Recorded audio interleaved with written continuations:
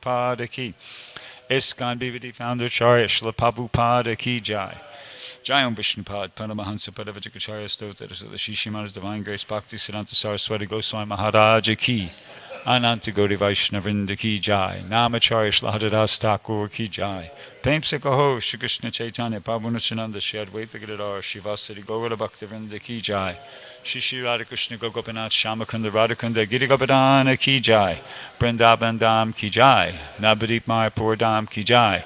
Ganga Jamuna Maya ki jai. Tulasi Devi Maharani ki jai. Samaveda Bhakta Vrinda ki jai. Harinam Sankirtana ki jai. Vrihat Madanga ki jai. All glories to the assembled devotees. All glories to the assembled devotees. All glories to the assembled devotees. All glories to Sri Sri Guru and Gauranga. All glories to Srila Prabhupada. Om Namo Om Namo Bhagavate Vasudevaya. Om Namo Bhagavate Vasudevaya. Om Namo Bhagavate Vasudevaya.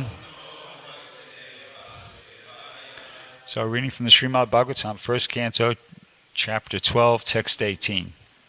Shri Raja Vacha Api Esha Vamsyan Rajarshin Punya Shlokan Mahatmana Anuvartita Svid Yasasa Sadhu Vadena Sattama Shri Rajavacha Apyeshavam Samrajarshin Apyeshavam Syam Rajarshin Punyashlokan Mahatmanaha Punyashlokan Mahatmanaha Anuvartitasvidyas Anuvartitasvidyasasa Anuvartitasvidyasasa Anuvartitasvidyasasa Sadhuvadena Sattama Sadhuvadena Sattama Shri Rajavacha Apyesha Vamsyan Rajarshin Punyashlokan Mahatmanaha Anuvartitasvidyasasa Sadhuvadena Sattama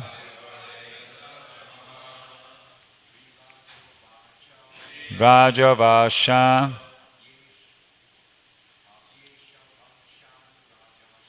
Apyesha Vamsyan Rajarshin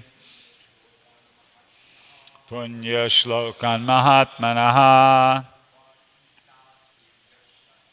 Anuvartitasvidyasasa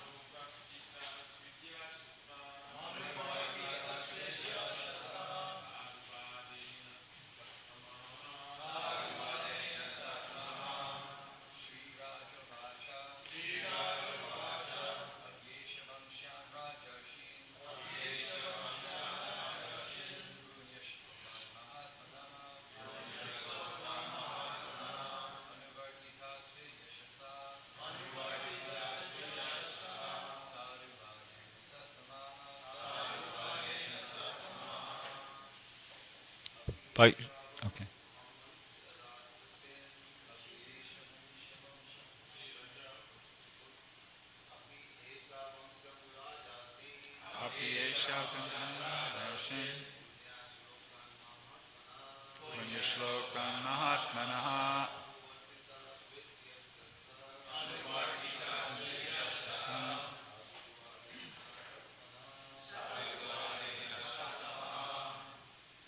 Vaishnavis.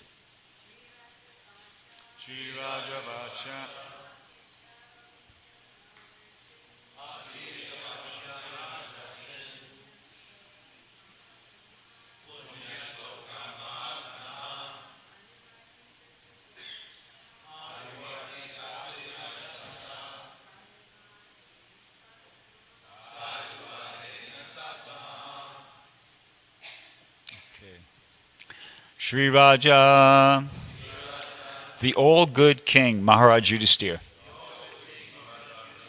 Uvacha said, Api, whether, Esha, this, Vamsyan, family, Raja Rishin, of saintly kings, Punyashlokan, pious by the very name, Maha Atmanaha, all great souls, Anuvartita, follower, Swit, will it be, Yasasa, by achievements, Sadhuvadena, by glorification, Sattama, O great souls.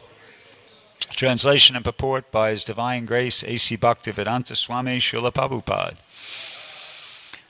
The good king Yudhisthira inquired, O great souls, will he become as saintly a king, as pious in his very name, and as famous and glorified in his achievements as others who appeared in this great royal family? Purport. The forefathers of King Yudhisthira were all great saintly kings, pious and glorified by their great achievements. They were all saints on the royal throne, and therefore all the members of the state were happy, pious, well-behaved, prosperous, and spiritually enlightened. Under strict guidance of the great souls and spiritual injunctions, such great saintly kings were trained up, and as a result, the kingdom was full of saintly persons and was a happy land of spiritual life. Maharaj Yudhisthira was himself a replica of his ancestors, and he desired that the next king after him become exactly like his great forefathers. He was happy to learn from the learned Brahmanas that by astrological calculations the child would be born a first-grade devotee of the Lord. And more confidentially, he wanted to know whether the child was going to follow in the footsteps of his great forefathers. That is the way of the monarchical state. The reigning king should be a pious, chivalrous devotee of the Lord, and fear personified for the upstarts. He must also leave an heir apparent equally qualified to rule over the citizens. In the modern setup of the democratic states, the people themselves have fallen to the qualities of Sudras or less, and the government is run by their representative, who is ignorant of the scriptural mode of administrative education. Thus, the whole atmosphere is so charged with Sudra qualities, manifested by lust and avarice. Such administrators quarrel every day amongst themselves. The cabinet of the ministers changes often due to party and group selfishness. Everyone wants to exploit the state resources till he dies. No one retires from political life unless he is forced to do so. How can such low-grade men do good to the people? The result is corruption, intrigue, hypocrisy. They should learn from the Srimad Bhagavatam how ideal administrators must be before they can be given charge of different posts. Om Gyanatamiram Dasya Jananjana Shalakaya Chakshurdan Militam Yena Tasmai Shri Gurave Namaha Shri Chaitanya Manobishtam Stapitam Yena Bhutale Swayam Rupagadamayam Tadati Swaparantikam. So Maharaj Yudhisthira is a recognized pure devotee of Lord Krishna. And as a recognized pure devotee, he wants to, as a pure devotee, in general. He wants to see happen what Krishna wants to see happen. So Krishna wants to see souls that are here in the material world, especially when they're in human bodies. He wants to see them make spiritual progress. He wants to see them get out of this cycle of birth and death and go back home, back to Godhead. That's what Krishna wants. And that's why Krishna himself appears periodically here in the material world as himself, Lord Krishna, or in other incarnations. Okay? And his pure devotees want to see the same thing. That's what pure devotee means. You know, they have the same interest as the Lord. So Maharaj Yudhisthira is a pure devotee of Lord Krishna. That's his, because that's Krishna's foremost concern, and that's his foremost concern. You know, he wants to see the souls that he's administrating, that he's in charge of. He wants to see them make progress in spiritual life. You know, so they can gradually, or even at the end of that lifetime, get out of the material world cycle of birth and death and go back home, back to Godhead. He sees that as a service to Krishna. That's his service to Krishna. You see, he's a Kshatriya, and that's his service. And he wants to know what's happening here. He's asking, he's so responsible, and he's so concerned, and taking his service so seriously, that not only is he, very concerned to perform his service seriously himself, but he wants to know, okay, is this grand nephew of mine? Technically, that's what Parikit was to Maharaj Yudhisthira, his grand nephew. Is he going to be the same way? Is he going to, be like a Kshatriya who's concerned with the spiritual development of the people he's ruling over? Is he going to be like his ancestors? He didn't say like himself, because in humility he wouldn't think like that. But is he going to be like our ancestors, who are also all concerned about this? That's his concern here. He wants to know if that's going to be the case. And so that's important, and it's nice to hear about this. It's always nice to hear about, the activities, the glorious activities and character of these pure devotees, but and it's purifying to hear about it, but it has even more relevance than that for us. You see, there's actually an analogy here in this situation, in that one sentence here in the purport, Prabhupada says, referring to the Rajarshi, it says, he must also leave an heir apparent equally qualified to rule over the innocent citizens. Okay? So that's a responsibility of the heir of the ruling monarch, and Maharaj Yudhisthira was obviously taking that seriously. Part of the reason, because he could understand that, he was responsible. The Rajarshi, a monarch, in Vedic times particularly, was responsible for the progress of human society entirely. The progress of human society means progress towards, once again, getting out of the cycle of birth and death, going back home, back to Godhead. That's progress. Anything other than that is not progress. Anything other than that is just illusion. See? So the Rajarshi felt that responsibility. It's my responsibility to help, to help human society progress, and that's what progress is. So, and he wanted to know, is Maharaj Parikit going to be the same way? So the analogy is this: that who's doing that now? In other words, like, who's responsible for the progress of human society according to that definition? That progress is seeing people advance in spiritual life, make progress towards getting out of the cycle of birth and death, going back home to Godhead. So who's responsible for that now? Exactly. That's it. We are the Krishna consciousness movement. I mean, we're not we're not the monarchs or anything like that, but really that responsibility of the progress of human society rests wholly and solely on the members of the Krishna consciousness movement, because nobody else is even aware that that's what progress really is. What to speak of, so therefore they're totally incapable of doing anything about it. So the progress of human society is resting completely on the members of the Krishna consciousness movement. That's a big responsibility, and we're actually doing. There's always room for improvement, right? I mean, it's obvious we haven't kind of made the whole world Krishna conscious yet, but at the same time, we also haven't let the Krishna conscious movement fall apart and go to pieces either. You know, Prabhupada said if you can't increase everything, right? If you can't at least maintain. So we've done that. Plus, I mean, you know, like 50 years ago when this temple was established, Prabhupada wanted us, he told us, distribute books, do Harinam, worship the deities, distribute prasadam, challenge the scientists, and, you know, etc., and other things. And we're doing that. So the same things that Prabhupada instructed us to do, you know, we're doing. And devotees are, there's still devotees around from that time, and new devotees are coming, and they're inspired. They're seeing, I mean, you wouldn't be here if you weren't feeling that, you know, there's some real legit spiritual, at least there's a real legit attempt at spiritual life here. You wouldn't be here. You know, you got your whole lives ahead of you. You wouldn't, you know, this is, you know, this is a farce. I'm going someplace else. No.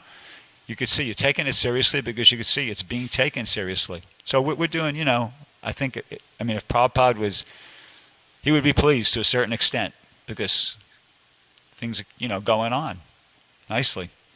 And increasing to a certain extent. Now, here's the thing, though, that just like Maharaj Yudhisthira, he could understand that he wasn't going to be around forever. He was the monarch at that point, and, you know, just pure devotee. He's a brilliant person. I'm not going to be here forever, so I got to make sure that it's my responsibility to make sure that there's an heir apparent. I got to pass the baton. He understood that. So in the same way, the senior members of the Krishna conscious movement have to be conscious of their responsibility to pass the baton. Pass the baton. In other words, we have to, just like Maharaj Yudhisthira, he was thinking, I'm going to do this service to Krishna to the best of my ability, and part of that, my responsibility to do this to the best of my ability, is I got to make sure that I got to do everything I can to see that I can pass this on to somebody who's thinking the same way.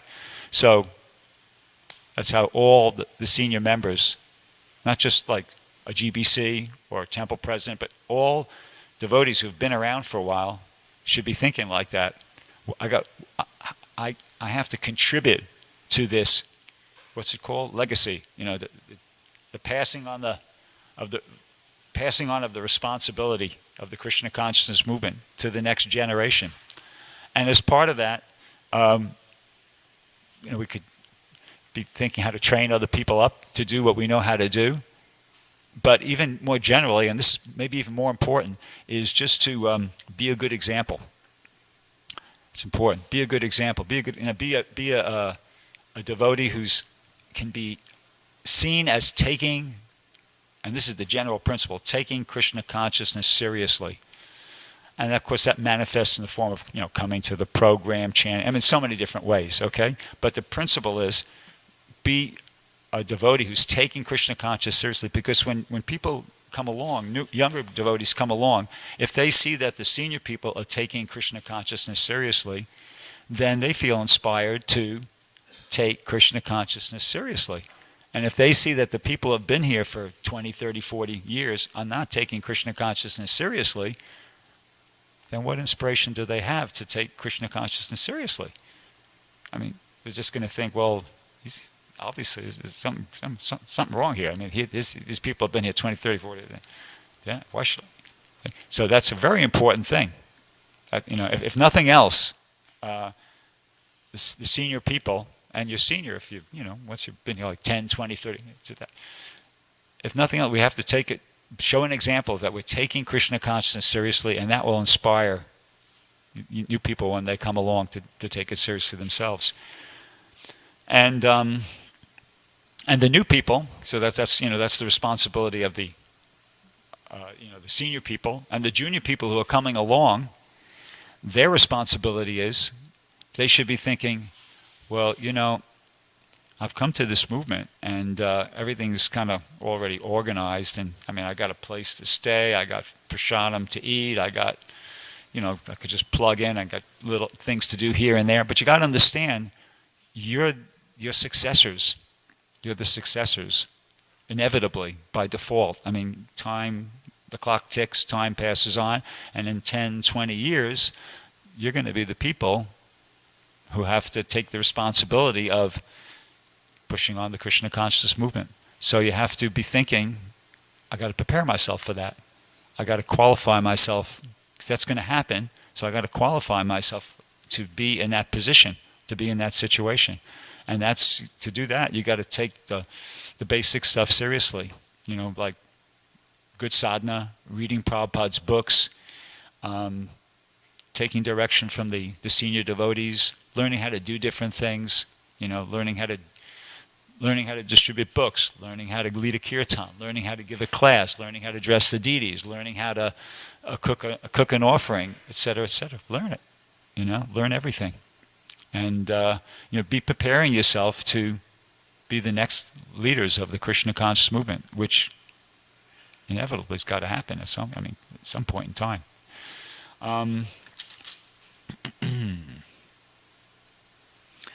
And if we do like this, if we all have, you know, the proper attitude like that, the Krishna consciousness movement can really expand a lot, and it happens in a transcendental way. This is my understanding of how it works. Like, for instance, right now, here in New Dwarka, we have a lot of new devotees.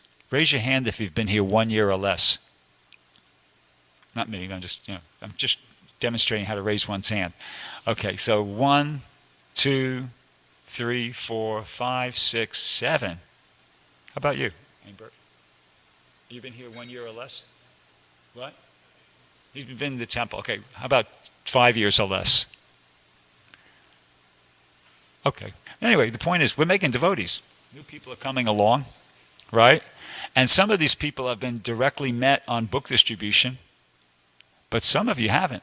Like, of the ones who just raised their hand, how many of you came because you got a book from somebody? Oh, more or less. Okay, well, not a couple, all except for a couple. But here's my point that, okay, sometimes devotees directly get a book from a devotee on Sankirtan, and it seems like a very linear type of a process, you know, a person who's already in the movement meets somebody, and then they, you know, get a book, and they get spoken to, and then they get inspired, and they come, and it does happen like that. But sometimes devotees just come out of the clear blue sky, you know. Sometimes, like, people who, and here's another point, we distribute like thousands and hundreds and thousands of books, but only so, you know, few people come here and there. So my point is this, that it's actually, there's a transcendental mystical aspect to it. In one purport in the 4th canto, Prabhupada says that, this is, you know, close paraphrase, he says that the pure devotee is always thinking about how to spread the Krishna consciousness movement. And Krishna being pleased with that, his desire to do that, he enlightens the general populace from within by his causeless mercy. See? So in other words, how it works is that if the devotees are sincere, you know, and Prabhupada says this in other purports in different ways. If the devotees are sincere, Krishna is the super soul. He's within everyone's heart. So he can understand whether we're being really sincere about the whole thing or not.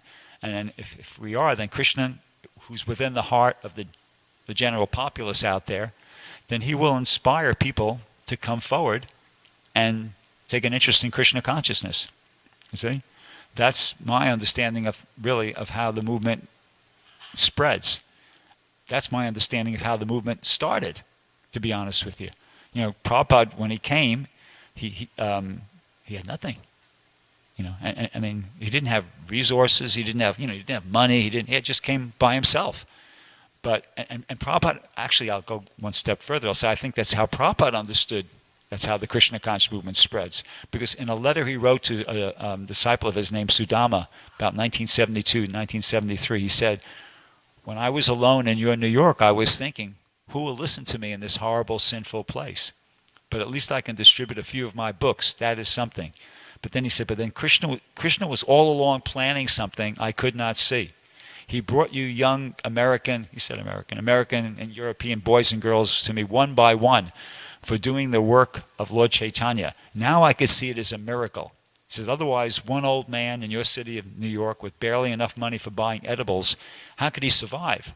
What to speak of spreading a God consciousness movement to save the whole human race. That's not very close paraphrase, but almost word for word. So Prabhupada was seeing it. He was seeing it as Krishna doing it. He didn't see it, I'm doing it. He didn't see that I'm such a good preacher, I'm such a good manager, and no. He saw it like, I'm here, I'm doing something. I'm surrendering to Krishna. I'm surrendering to the instruction of my spiritual master.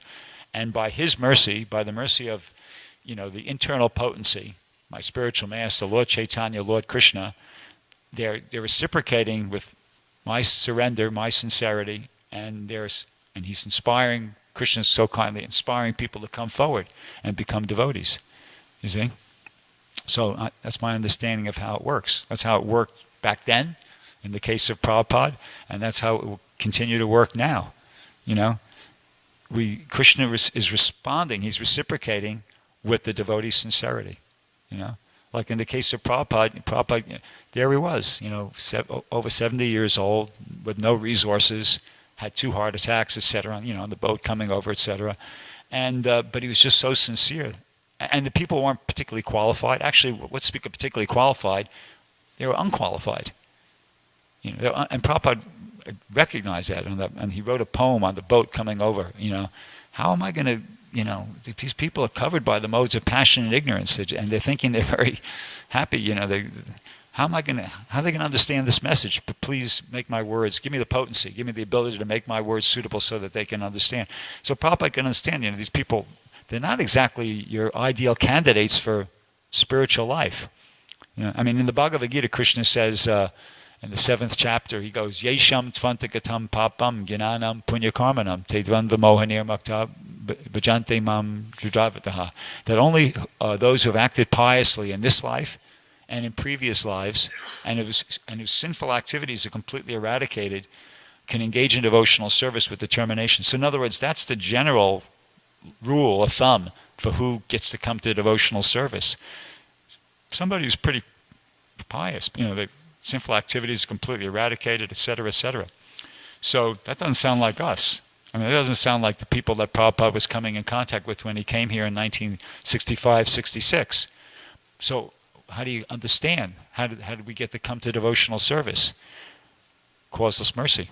Prabhupada was so sincere, he was so sincere about following the instruction of his spiritual master that, Lord Chaitanya just had to reciprocate. These people aren't qualified. They don't really deserve to have devotional service, Krishna consciousness, but hey, here's my pure devotee. He's trying to execute the instruction of his spiritual master, and he's doing it so sincerely, I'm not going to see him disappointed. So, okay, Lord Chaitanya just went, okay, you, get interested. And and we came forward, devotees came forward, and they felt, okay, I'm interested. It was like, actually, I can sort of support that a little bit. It was once Prabhupada was walking with devotees, and a devotee brought up this point. He actually brought up this verse. He started quoting this verse from the Bhagavad Gita. He said, Prabhupada, it says in the Bhagavad Gita that only persons who have acted piously in this life and in previous lives, and Prabhupada knew where he was going. I don't even think he let him finish. And Prabhupada said, because he was going to ask the question, well, that's not a description of us. How is it that we've been able to come to devotional service? And Prabhupada, said, that is, I have created you good fortune. Right? I've created you good fortune. So it's causeless mercy. We didn't come by that process. We got the mercy of the pure devotee. So anyway, same point, that if the devotees, if we can follow in the footsteps of Prabhupada. Obviously, we're nowhere near that level, but if we just try to follow in the footsteps of Prabhupada and very sincerely try to follow his instructions, then Prabhupada, the external manifestation of the super soul, Krishna will be pleased. And the same thing will happen. And that reciprocation will come in the form of people coming forward to participate in the Krishna consciousness movement. See? So I'll stop there. Does anybody have any questions or comments? Srivas Prabhu.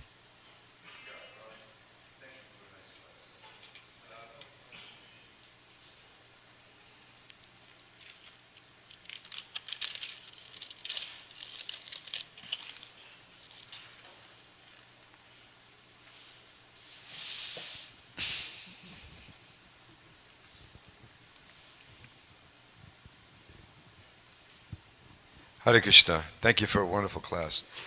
Just to note, in terms of how and things happen, it's as a new devotee, we understood that things were happening in Krishna consciousness because of the desire of Srila Prabhupada. And so if we actually just followed Srila Prabhupada's desire and try to satisfy him, then everything will go on nicely. So in the very beginning, we used to hear, in so many ways, Prabhupada made a lot of quotes, but to me the most important quote that really stood out in terms of what can happen in Krishna consciousness is if we actually go out and distribute his books. Prabhupada said personally, if you distribute my books, everything else will come. Everything will be good. So our service is to please Srila Prabhupada. If Prabhupada's pleased, then Krishna's pleased.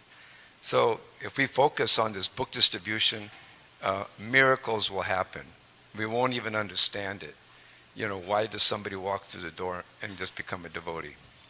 Because of this book distribution and pleasing Srila Prabhupada. So that is what I want to throw in. Thank you. Sure.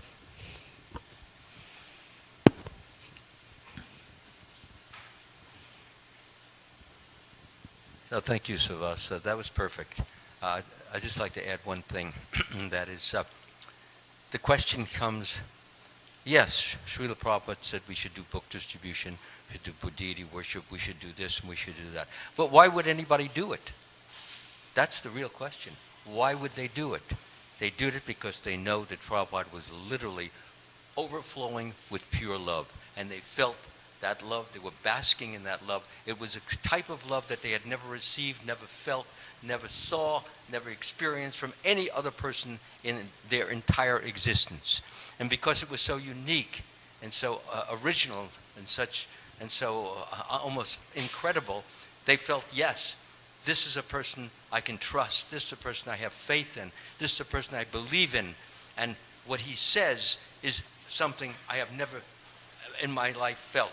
And what happened is when devotees went out and they began to distribute the books, even though they didn't even know what they were really about yet, in the early stages, nonetheless they felt such joy, such pleasure. And when they saw Srila Prabhupada, his pleasure, that increased the devotees' pleasure enormously, making them feel very uplifted, very enlivened, very enthused, and very eager to continue doing just that. So it was Srila Prabhupada's great love, and he was literally sweeping us with his love and encouraging us with it. So our goal should be to develop that level, that quality, that of love that Srila Prabhupada had. And what was that love? He wanted everyone to be truly, deeply, truthfully happy as they could never even imagine. And that happiness was, of course, transcendental happiness, a happiness which is connected with, directly related to Krishna's personal love. Thank you. Anybody else have anything I'd like to add? Or, yeah, question.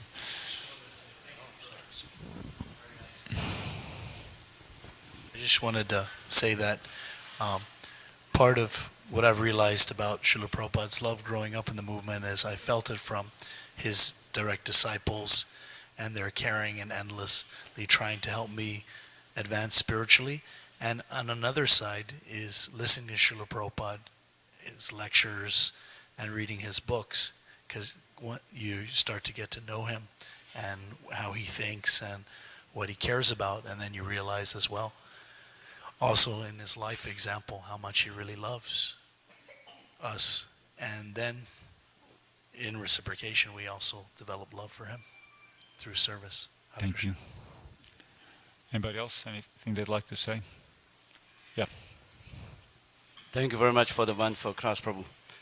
You were saying that to save the humanity really depend on the International Society for Krishna Consciousness. I think so. Yeah. So actually, I got the same feelings recently while doing the book distribution. And I suddenly realized that actually Lord Chaitanya Prabhu, he has already delivered all the fallen souls in this age of Kali Yuga. But he wants to give the credit to the international societies for Krishna consciousness. And whoever wants to help Lord Chaitanya, his mission, he will get all the blessings of Lord Chaitanya. Yeah, somehow Yeah. I just got this kind of feelings, just like on the battlefield of Kurukshetra, all the demoniac personalities, they have already been killed by Lord Krishna.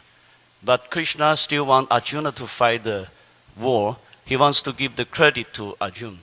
So similarly, Lord Chaitanya wants to give the credit to the devotees of the international societies for Krishna consciousness. Right. Good point. And just like Arjuna had to fight, Krishna wanted to give him the credit, but he didn't want him to give him the credit while he was sitting there on the chariot, doing whatever. He wanted him to fight. So in the same way, Lord Chaitanya wants to give us the credit, but we have to go out and preach or distribute.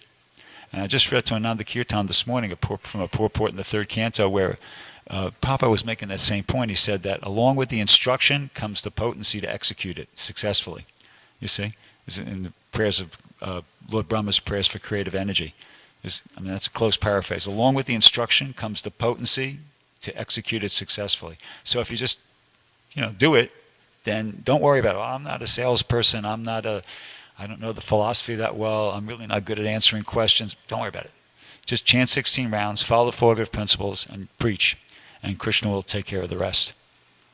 Okay, thank you very much. Grantaraj Srimad Bhagavatam Ki Jai, Srila Prabhupada Ki Jai. Haribol.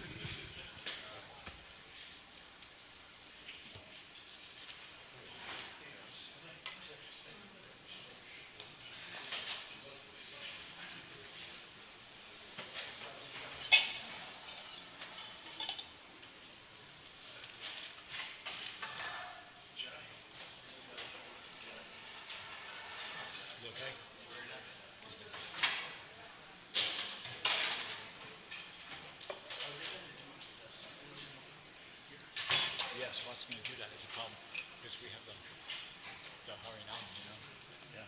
I'm going to go in